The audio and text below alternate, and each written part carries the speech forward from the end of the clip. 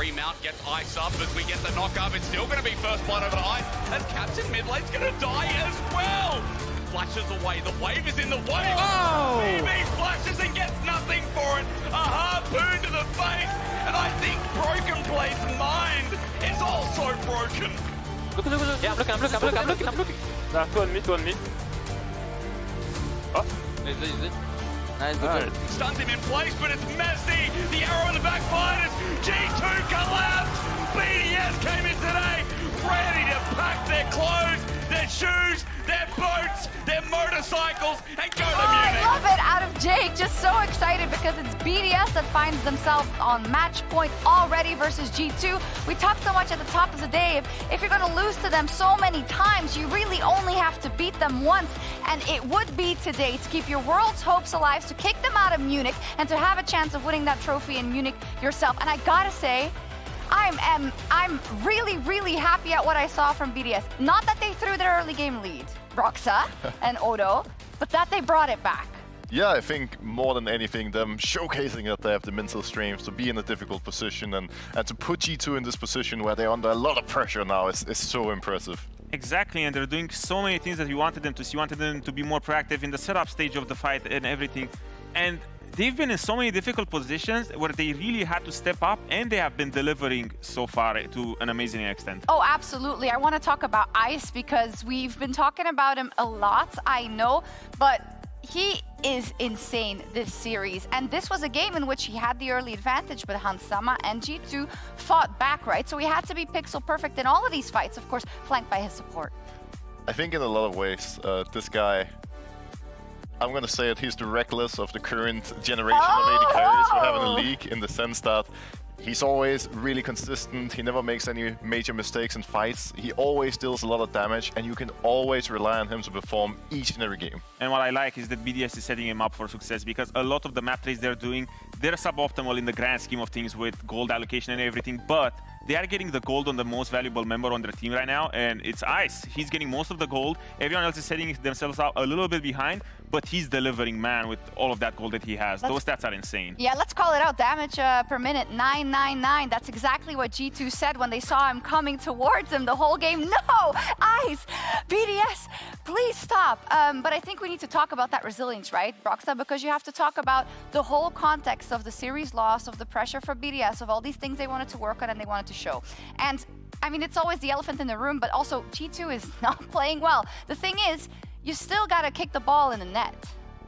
Yeah, I think from a mental standpoint, both teams now are in a pretty difficult position where, you know, BDS are suddenly so close to making it all the way, beating G2, going to Munich, and G2 on the other side will surely consider the year a massive failure in a lot of ways. If they win 3 splits and then don't even get to play in Munich, they don't go to the roadshow, they don't, you know, win they split that matters the most. But I also think that G2 are shooting themselves up in the foot because the draft, I feel like it just gives them way too narrow win conditions. And right now, even in this fight, it's G2, like BDS has been falling behind, but they have so many tools to catch. The initial catch on caps on mid lane set them up for the success here, because right now the game is still in G2's hands. If they stabilize the game and still play to their strengths, which are quite narrow at this point of the game, it should be a free win. But BDS just has so many tools and they're just so decisive, and they identify win conditions and windows. The G2 is being sloppy around and giving it to them. They're taking everything. Yeah, they are. And I mean, it's great to see from BDS, I gotta say. Are you the kind of people where the glass is half full or the glass is half empty in life? Well, I was, the glass was mega empty for BDS coming to this series, because I was like, yeah, they need to do this, they need to do that, they have never done this, and right now I'm all in on the BDS hype train. The glass is floweth over, and I wanted to take a look at some stats in terms of best of 5s. Now, we know there's enormous prowess in terms of best of 5s for G2 Esports. They themselves have only reverse swept once in the LEC in 2019 versus Fnatic. Sorry, cover your ears, Fnatic fans, a reverse sweep, I know. BDS, we got to bring it up. They got reverse swept twice, and they have lost 3-2 4 times over the last 2 years. I only say this to put it all in context, Broxah, right? Because we talk so much about slaying your demons as a competitor. For BDS, it's more than one thing now in these next games. The good thing is that they hold match point for a few games. It's not just this next one. Yeah, and if they actually manage to come out on top, if they surprise G2 here, imagine the momentum you're going to have coming into the rest of playoffs, and no matter who they're going to go up against, they're going to believe that they can actually go all the way and win the trophy. And right now, I believe it's a critical point, because coming into the series, we were always like, BDS, face your demons, you're playing a team that you have never beat. But right now, you're at 2-0 with a sword over their neck, and all you have to do is deliver the final blow, and you have 3 shots. Are you gonna miss, or are you gonna take it at any of those 3 opportunities? And I'm really excited to see it. But keep in mind, if they lose just one game, the doubt is going to start creeping in. So this next game is really key for both sides. Oh, it's so important. We're going to cover the draft right here on the desk. Whenever that's ready, we'll get into it. But you're right, you know, you've both been in this situation where we got this, guys. 1 game lost, that's fine. Then you start to realize all your little mistakes. Then maybe you have a pick that is suboptimal. I mean, you probably can give some insight into this. Well, you mentioned the Fnatic getting reverse swept by D2. I may have been on that Fnatic lineup, and I remember clearly that we were backstage, we were very comfortable and confident. But then we looked over at the G2 camp, and I think that's the first thing that got to us, because they were laughing, smiling, they were in a really good mindset, and that's one of the things that I'm curious to see here. Let's see. The look on their faces, whether They're serious. Yeah, you can see they feel a bit stressed out. That's not the G2 stressed. that I saw at the time. No, that's the G2 I remember. This is one of those areas where having really good staff around you to bring a good speech and to make sure that you're in a good mindset going into the game is so important. I also feel like it's a matter of personalities, because that G2 2019 did have a lot of bantery guys with Jankos, Wonder, Caps, Perks. It was full of people who they would just like always laugh no matter what, and it would bring you down. But a little bit more somber feelings from the G2 side right now, but I'm still believing that they're capable of giving us a really good series. Me too. On the other hand, you know, you want to see BDS punch their ticket to Munich in terms of how hard they've tried to kind of punch against G2 the entire year. And it starts with the draft, of course. So let's hope no mistakes are made here, and then we're off to a good foot. And G2, they remain on this blue side. What are the main adaptations they have to make? Well, so far the adaptation we're seeing them make is leave open the Braum. Question is if they're going to ban it last. BDS also usually bans the Draven, but now went for Misfortune instead. I think for G2 specifically, one key pick has been the Corki. Ice has been an absolute monster in both games. You're not going to be able to shut him down, but get rid of the Corki, ban it, first pick it for Caps so that he can get an advantage over Nuke. In, you know, last game, for example, Caps was actually up 2k gold at 2 different times in the game, but Nuke just got so strong with those pulse Yeah, spikes. he made the difference in those team fights, right, Nuke? If we look at the end of them. Well, they sacrificed a lot of the game to kind of buy as much time as possible for them, because they identified that he would be one of the main win conditions. But right now, I do think that this Corki might be first pick, because I don't really think they care so much about the Sejuani, given that they played Brand into it this game. Oh, I guess Ashe was the problem. The previous game. The one thing I want to avoid is ending up with the same mid matchup. Corki for BDS, Siri for Caps. I think right now, with how the series has played out, it would be surprising for BDS not to lock in Corki right away. And then the question is whether G2 is going to have a different and more powerful response to it. I would like to see a lot more proactivity around mid lane for G2, and I think that would start with the mid lane pick. Oops. Because oh, well, I guess they're taking a... Oh, never mind. But back to my point, I think we need to see Caps on something a little bit more proactive early game, because, to be honest, he got very fed in that game. He was 2k gold up at minute 35, which is a little bit late in the game. And he usually shines a lot more when he's set up for success and he has a champion with... Well, Zeri has a lot of mobility, but he has all the tools capable to, you know, take over the laning phase and skirmish around the map. There's a lot of things that we don't highlight when we're going. Oh, the Tristana was open. But you know, well, that's a Cap special. There we go. Sheo has been having a great series as well, Broxah. Yeah, and I think ultimately what surprises me about this draft is that both Nuke and Sheo have been fantastic on the Maokai, Sejuani, the Corki mid, and G2 is basically looking them dead in the eye, telling them that you beat us playing this exact strategy twice.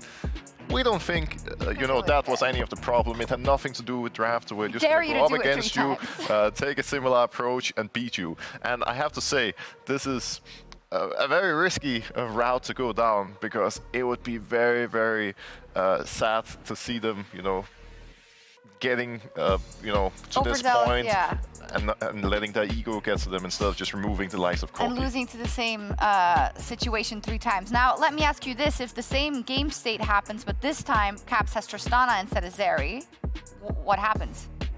I would see some differences, but nothing major, because for me, I look at this draft and it's a repeat of game 1 in that sense, where the win conditions are similar, but it might also be a matter of comfort where the players feel like, oh, if I had this champion what I feel a lot more confident in, I could do a lot more with the goal lead I have, because Caps has been a Tristana specialist. But right now with engage options going away, I do wonder what Mikyx will play, because here if he's forced into something like the Braum and all of a sudden you need to play a bit more reactive with the team comp that G2 has right now, I don't see it going so well. So I think BDS is doing a great job by pinching the engage supports right now, because it's hard to leverage and to have 2 ADCs walking forward without this sort of setup. Yeah.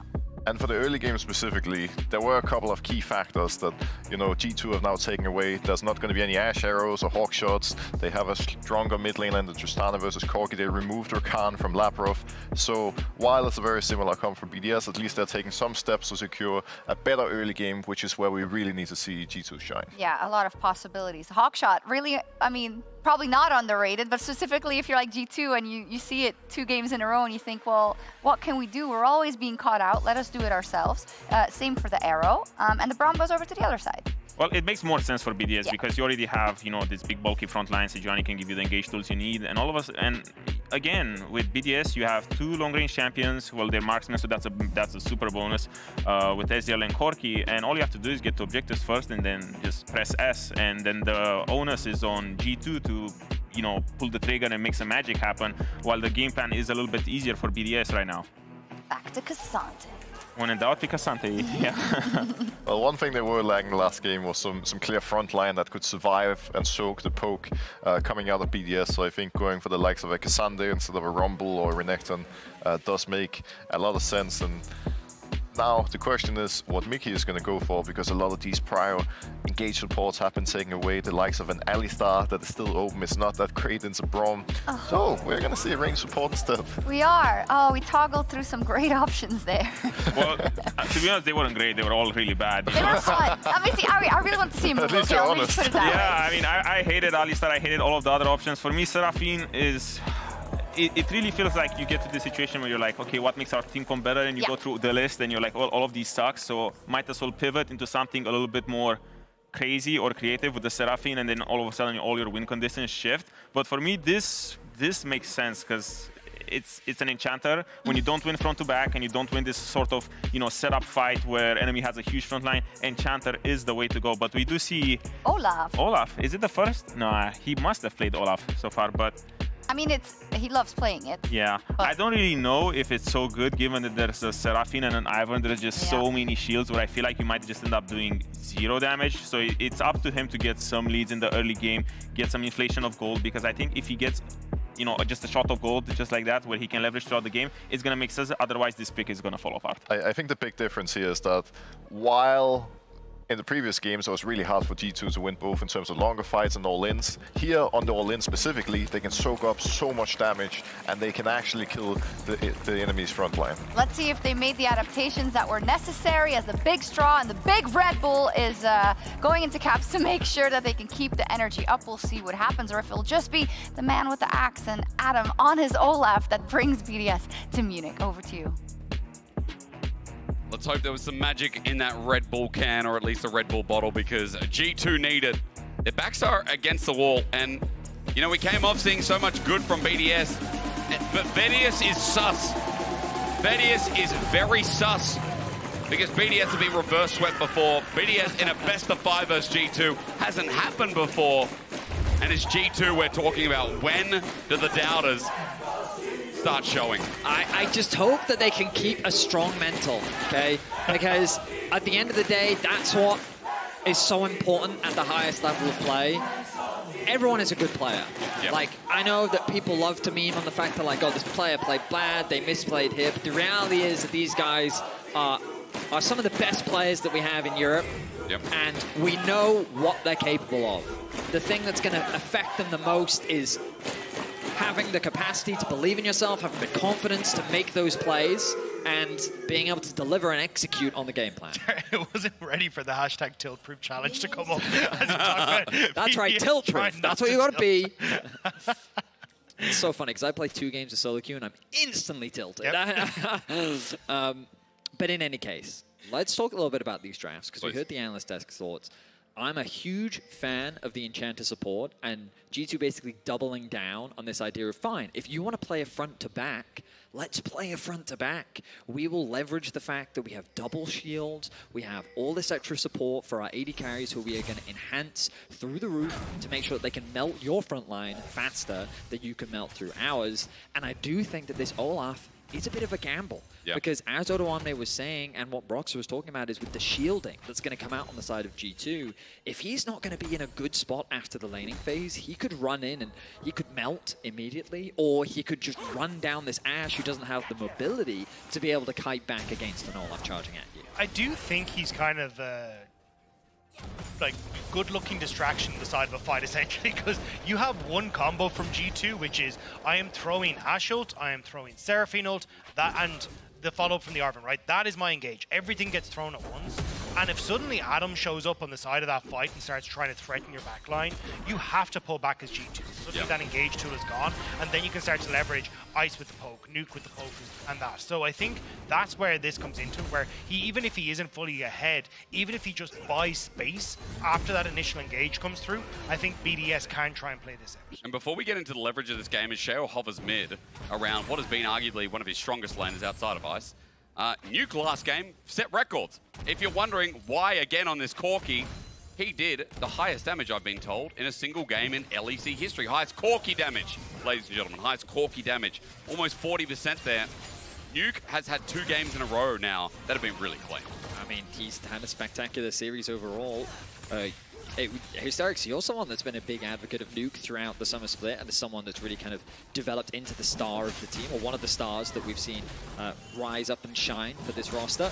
We'll see if you can have a performance like that here in this game 3 as Yike steals away the blue buff.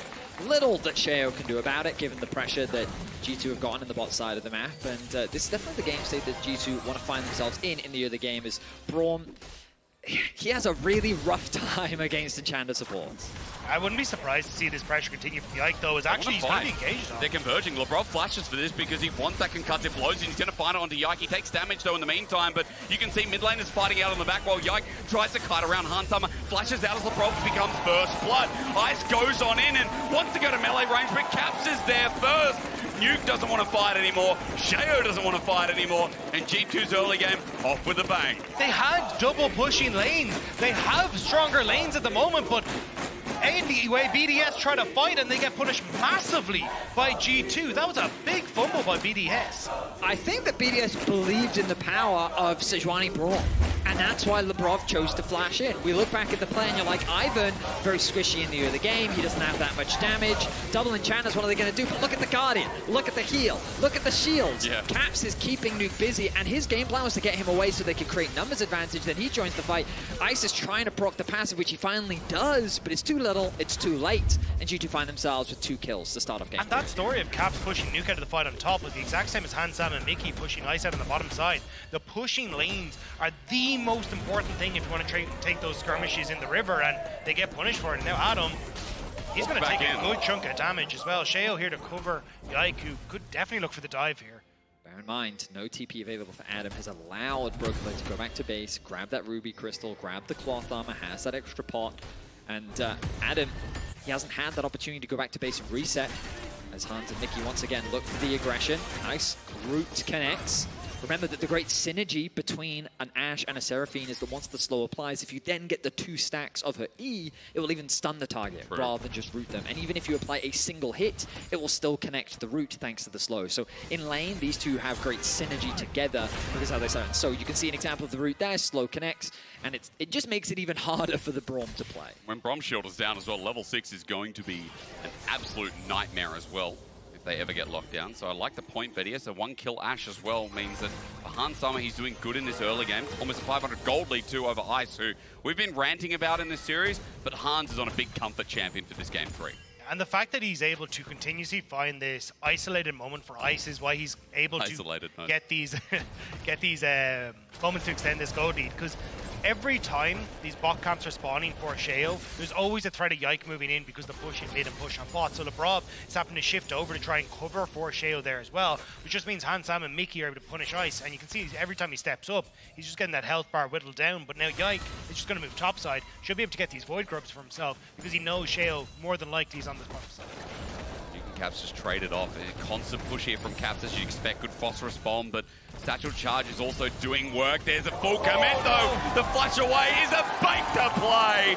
Caps back in and 2 kills early is what he needs. A small blunder from Nuke. He sees the kill angle, but unfortunately for him, Yike is ready and waiting. I don't think it's unreasonable for Nuke to think that Yike is hovering the bot side of the map, that he's there covering for the bot lane 2 versus 2, but he gets caught unawares, and that's another kill going over to Caps. Especially because it looked like they thought he was on Void Grubs, because Adam came down to try and push him off of Void Grubs. Not seeing him there, then I think Nuke just got the memo that a little bit too late, but now Sheo moving up a Broken Blade, BB will pop that Ghost, so then he can't be CC'd by Sheo, who's moving into his lane. So information given over is all for the grubs here in the top side that Sheo now thinks about his next option. G2 constantly pushing in this bot side while Hansama uses this time of the wave crashing to get himself a nice reset as well. Thinks otherwise actually, as pings are coming down from Yike now that he's level 6 and coming bot.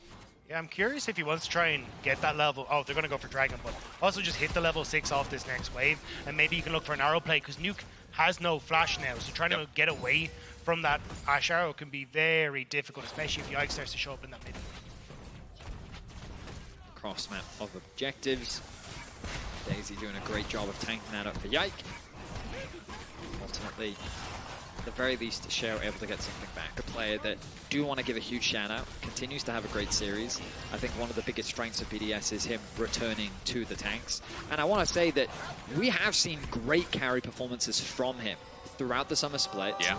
And I don't think that his performance on those champions is kind of what hurt BDS's overall performance, but it was clear that he provided a role on the team when he is that tank, and it's something that just brings the whole team together. His reliable engages, his follow-up with Labrov, I think have been crucial to BDS finding themselves in the position that they're currently in against G2.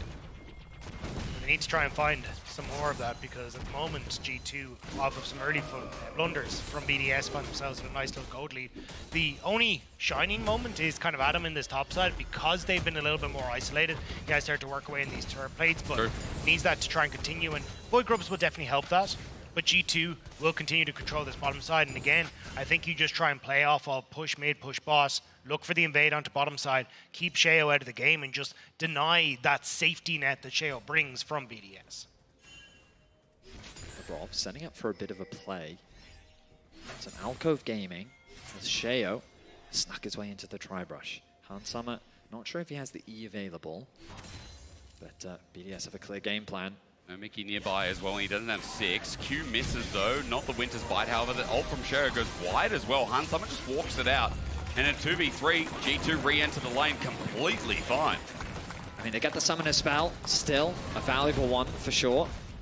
Nice bit of trading there between Nuke and Caps, going in favor of Nuke. So now it's the Ivern.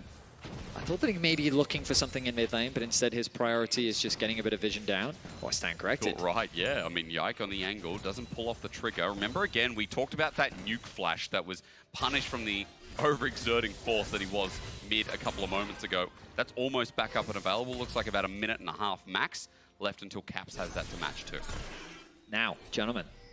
Oh, thank you. It is a... Sorry, I've never been called a gentleman before. That's crazy. I was going to say it's some sort of song of ice and fire, but I feel like that there's going to be some singing, and it's going to be cold in the bot lane. Level 6 now coming through for both the Seraphine and the Ashe. Of course, getting it earlier means the bot lane is a prime place to look for a play. And something that I think G2 should look to try and leverage, and something that BDS has to be aware of moving forward. Got any songs you want to sing, Dagda, while BDS is bringing it up? Rattling Bog. Oh, okay, well, yeah, maybe later. I was thinking maybe you could go like, oh yeah, Frozen would make sense here, but you're like, nope. Wanna build a snow? Yeah. Well, this stream ended fast. Yeah. Yeah, sorry to see our viewership bump by 10K the second I start singing. It was good, Dagda. I was thinking more DMCA, you know? Yeah.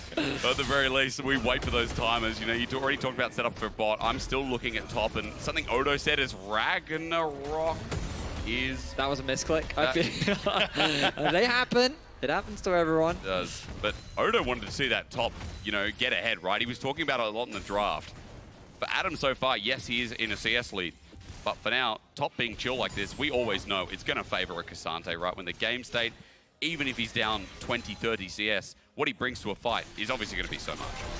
I think a huge amount of that does rely on the G2 engage and then him kind of providing that follow-up or at least looking for a good flank. But with the way G2 are planning this out, I feel like that's going to be semi-easy for them to try and set up. You've got good push, so these turrets will slowly be chipped away on regardless of anything else.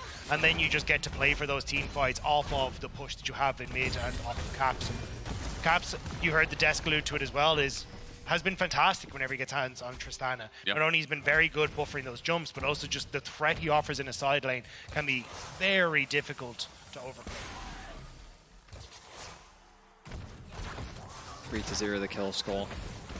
A 2.5k gold lead overall for G2. It's just a line of blue at the bottom of your screen as Broken Blade securing that plate for himself.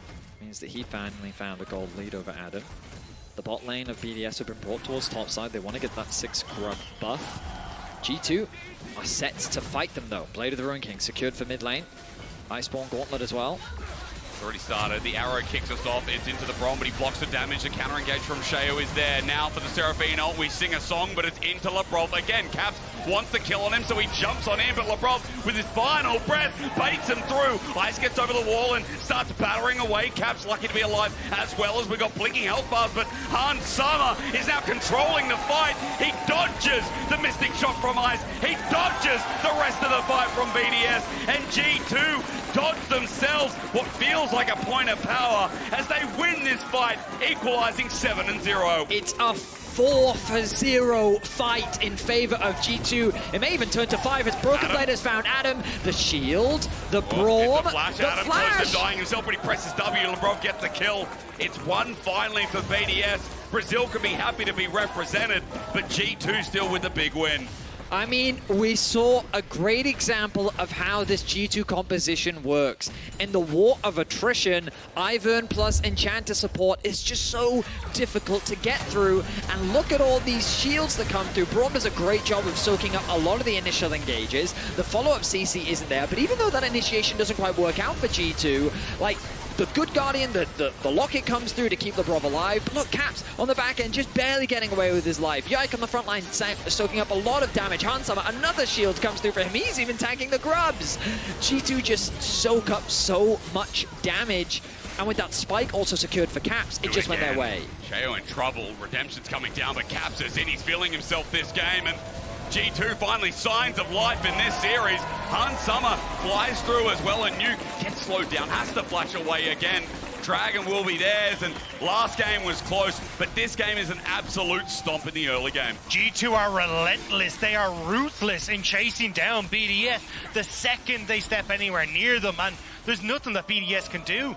G2 consistently showing up and finding those moments to pick them off. They thought it was going to be a trade before the Rift Herald on top side, but G2 just going to take Dragon and Towers instead. I love this progression of series. Like, game 1 was astounding for BDS. Game 2 was chaotic, back and forth. Game 3 in the early game has been like G2 waking up that extra mile. A 6k gold lead in the early game, or 5 if I could do proper math, is astounding here at the 15-minute mark. And two things to note, and with the first being that Adam, this Olaf, the idea being that when you have a champion like Ashe and Seraphine, they can't get away from a charging Berserker. But he wasn't even involved in that fight because Broken Blade just single-handedly kept him busy, right? So that's the first thing. The second thing is, I think this Seraphine was such a great pick. When you blind pick Braum, the answer should always be Enchanter supports because he doesn't get to lane, and in team fights, the utility they provide just outscales what he provides, especially when he's very limited in terms of his ability to actually start fights. And we're seeing the value of that Seraphine. I think that G2 is only going to continue to scale even stronger as the game goes on. And, I mean, just based on how they're executing the draft, this game looks very favorable for G2. But I think as well, like, credit to G2 in the draft, because they set it up so that then the only engaged champions left were going to be ones that were bad into Braum, like the Alistair, like they even got rid of the Leona. So you kind of set up a draft where BDS get baited into this position, and then having a Enchanter support that has engage is so rare. And Seraphine isn't really something that we see apart from like over in the LCK, we get to see Pays played a little bit, so, or some of the other guys, but it's just like, it's not one that's on a lot of people's radar. So it's been a really cool to see G2 again bring out this innovation. And we got it with the Galio last week. Now we're getting with the Seraphine as well this week. It feels like we're getting back to G2 having these really niche pocket picks for these perfect scenarios. I feel like that's what always threw teams off as well. You can even say internationally it's part of their charm. When G2 just pull this white rabbit out of the bag, sorry, the hat, to get it correct. And here in this game, how you do it in Australia. Well, look, we put it into the hat in Australia. It's completely different. People get annoyed. They want to see the rabbit. Mikyx this time around as well, you know, much cleaner game. I guess that happens when you're playing Seraphine, not on the engage. It's been a progressive series for him too. Now, obviously, in this game, we've been talking a lot about how G2 is kind of set up for success, and it's kind of from this position their game to lose. Because when we look at this composition, we feel like that they do have the better scaling, especially with this double Enchanter comp around their 280 carries. But that doesn't mean that BDS is completely out of options. We've seen G2 make these mistakes around objectives where they overforce fights, and BDS need to be primed and ready to punish. Sheo also has the capacity to find these picks. Caps isn't running the cleanse. On Tristana, we've seen Caps buffer literally every CC in the game, which obviously does add an extra layer. But that's kind of the thing that I want to emphasize, that while BDS have options, a lot of their options are reliant on G2 either making mistakes or BDS being like very clean and crisp on their execution. Like this, maybe Undertow comes through. Yike is behind him though, so I don't know if Adam can really 1v2. He sees him and says, nope, I'm getting out of there. The rocket jump is there. Here comes a redemption on top of that. Caps back up to full TP as well. Sheo also brought in the Thunder. A double factor on G2, but they're still so good in this fight. You can see Broken Blade zones them off, sends them packing. Labrov over the wall, helps out for the time being. There's his ulti, is disengaged from Broken Blade, stops him in his tracks. Summer now ready to fly as well. I still didn't have much matter to contribute, and for G2, top turret was what they came for. Caps is never alone. No. Yike is always in his back pocket and is just there to make sure that he can force BDS back. They will get the tower. How much more can they get though? Big question, isn't it? Because Grubs are doing a bit of work. G2 with only one, but it's enough, especially with Tristana. They open up top.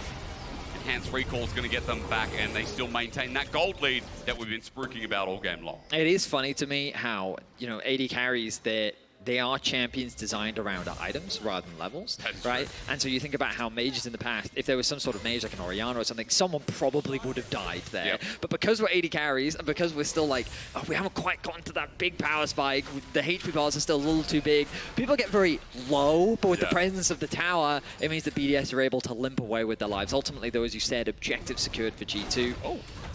Little, like a mini rocket jump. But the biggest concern for BDS is we watched Adam dive onto Caps, and a single shield from Yike was all it took for Adam to be on the run. I don't know if Adam would have been fine in the 1v1 isolated anyway. I mean, Caps is 2.5 items strong. So, yeah, it's a situation where if your Olaf really can't threaten the AD carries, which is what his job is supposed to be, you can already see why G2 do have that advantage in the comp and why this game is only going to get harder for BDS. I think it comes down a lot to, can BDS find a moment to get a pick where, say, Sam is overextended in mid and maybe you can bring Sheo in. But again, it just becomes very difficult. Especially, I'm curious to see what Caps wants to do with this Rift Herald because he still has on his back pocket. Hello. Pick on Summer? Yike with a Mega Blast Cone. Yeah, Summer, though, does have healing by his side. Meanwhile, top side, we finally get to see this 1v1 as they all in and Caps disengages. Or getting some good trades. Adam heals up. Labrov is now here. Ward down to just spot. They want to continue this on. Oh, the Rift Herald are trying to escape, though. Ulti max range. It doesn't hit Caps. Arrow flies. It hits nothing as well. Herald is just here to provide moral support until that inner turret, and now G2 look to siege again. Caps went from, what, 40% HP pretty much back to full in the threat of that dive. The redemption doing work, his life stealing adding as well. Broken Blade, meanwhile, pushing on the bot side, and that Herald is being escorted in the top lane towards that tier 2. Olaf again struggling to have input there, and I mean, we got to see what could be the closest fight between him and Caps in this game going on. Inner turret going to be threatened. Caps will take this by himself with the Herald, and Summer now pushing through mid. It's a complete map domination. And this series, I say it again, it's been so, not polarizing, it's the wrong word. There's been such a contrast between these three games. every single one feels completely different.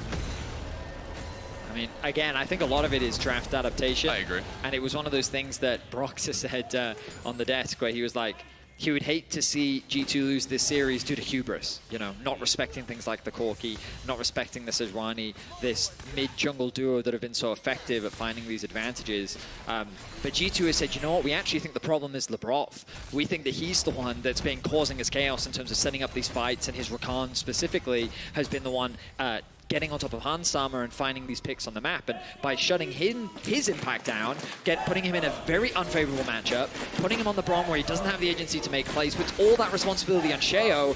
And who does he even find a pick on? There's a Cleanse Ashe, there's a Tristana with an Ivern, Mikyx's Crucible has even finished. Yeah. Like, what playmaking options does he have? But also, I think it's the Ashe pick as well. Like, this was so crucial to finding those plays in the last game where they were just getting picks and finding moments against Caps, catching Hansama overextended. I think correctly identifying that, look, this Ashe pick has been so crucial to the success of BDS, not only in this series, but over the course of summer as well. And now limiting that means that G2 not only get the push in lanes, but they get the opportunity to look for picks themselves. Like this again, Sheo in his own jungle, struggling to get out with his blue buff in tow. Sure if Yike picked that up in the end, but regardless, he's going to take so much more away. Sheo just has to watch this go as top side. There's TP, Adam. He went deep for Broken Blade. He's got no turret to stand on, and so he has to turn onto Caps, onto Broken Blade. It doesn't matter. Adam is struggling to live this game, and this Olaf pick has not worked out. It certainly hasn't. He was doing well in the laning phase, but now Caps is just this uncontrollable monster. 5-0-3 in the mid lane. Baron is on the cards for G2. They have 3 dragons secured. They're on soul points. This is just a one-sided stomp in favor of G2. Broken Blade is getting between BDS and their meal deal of Baron, but honestly at this point you're paying 20 euros or maybe more. G2 taking it for themselves as Broken Blade gets poked on out, but BDS have got Sheo out of there with his ult now used, damage mitigated, and G2 thinking about the Baron again. Yeah, the Redemption Moonstone Renewer is just disgusting and getting so much of that healing back across the Broken Blade. You can see he's happily topped up again, so what nearly was G2 making a meal of it, they managed to get out, but will give BDS an opportunity to pick up some gold on side lanes. But this game is just so heavily in favor of G2.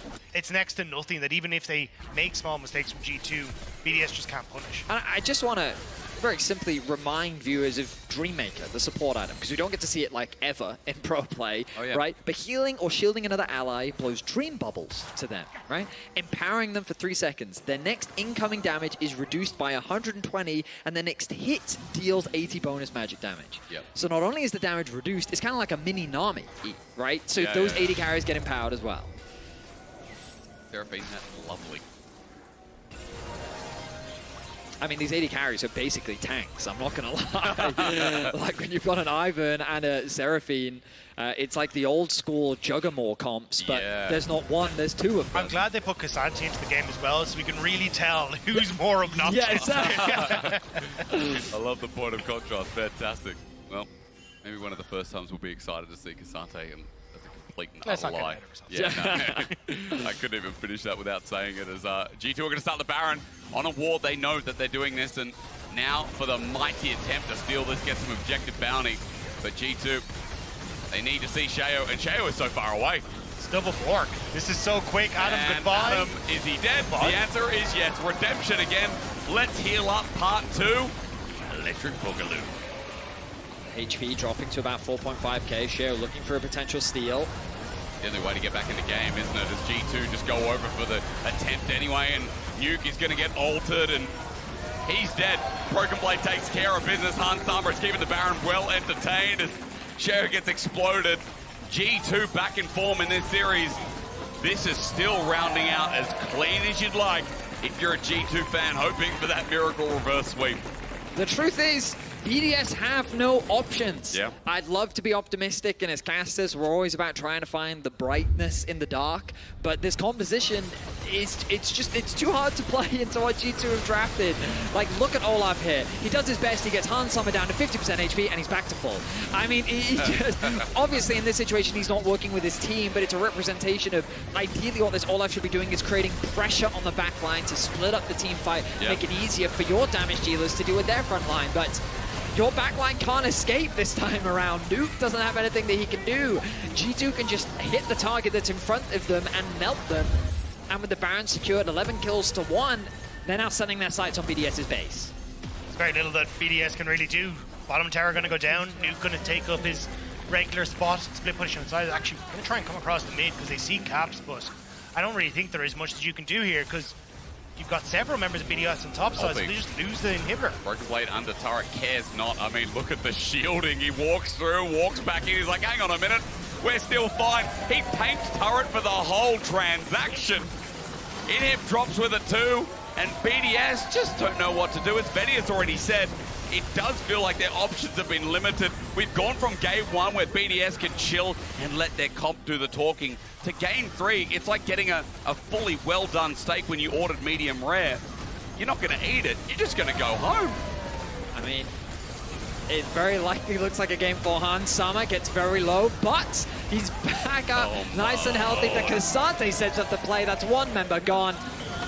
27 minutes in, G2's looking to bring us to game 4. It's 12-1, it's 3 dragons to 0. It is a gold lead unsurmountable. It is G2 who've risen to the occasion, woken up to the series, and finally we get to see the power of these individual members. Cap spaces are back, and BDS in this game have been shut up. We got a series on our hands, boys. It just depends how far G2 can push it. And it's G2 coming back saying, this ain't over yet, lads. Happily closing that one out smoothly from start to finish, using pushing lanes, controlling the jungle, finding success at that early skirmish in topside river, and just dictating the pace of the game since then. You just had to open your mouth, that is. You just had to open your mouth. We're going to go to a short break as G2 finally get on the board. BDS still at match point, but how much can G2 do in terms of damage? We'll find out right after the break.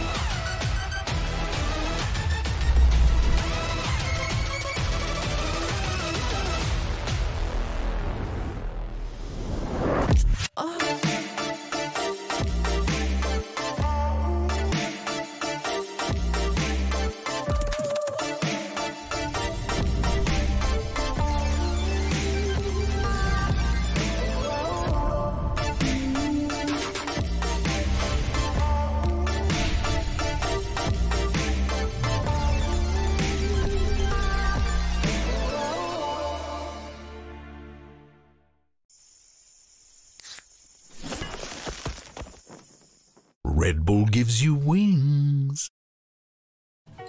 Can't believe we lost to NA. We'll be fine. Yeah, we always are. Yeah. Psst, Pedro, do you and Law want to go on a legendary adventure with Marriott Bonvoy? Just go ahead and press that button.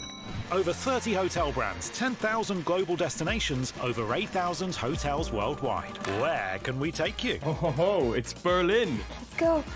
Marriott Bonvoy. Unlock exclusive member rates and legendary benefits across over 30 hotel brands worldwide. Sign up today for free and claim your Masterwork chest and key.